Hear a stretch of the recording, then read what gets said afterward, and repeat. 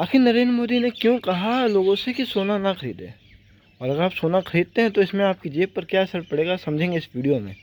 देखिए, अगर आप कहीं पे काम करते हैं मानिए, और पूरे महीने काम करते हैं, आपको जो पेमेंट मिलती है वो मिलती है रुपए में, भारतीय मुद्रा के हिसाब से।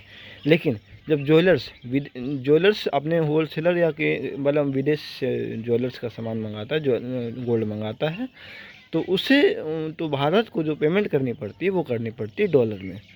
और आपको मन में ये सवाल होगा कि अगर हम पेमेंट कर ही रहे हैं रुपए में, तो डॉलर में क्या दिक्कत है।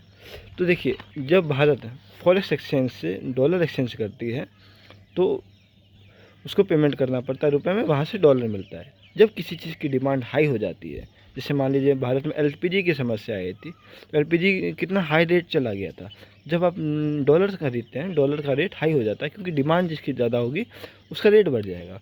तो डॉलर का रेट बढ़ेगा तो कच्चा तेल का सामान आता है विदेश से, वही महंगा होगा, क्योंकि वहाँ पेमेंट डॉलर में करनी पड़ेगी।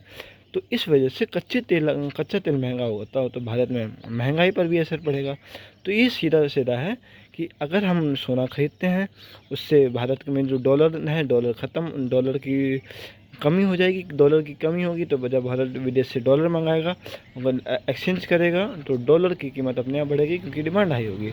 इस वजह से भारत में महंगाई बढ़ सकती है। इस वजह से माननीय प्रधानमंत्री नरेंद्र मोदी ने कहा है कि आप सोना ना खरीदें कुछ सालों तक, 1 साल के लिए। अगर आपको इन्फॉर्मेशन अगर सही लगी, आपको समझ में आया, तो चैनल को सब्सक्राइब कर लीजिएगा और बेल आइकन दबाना ना भूलिएगा।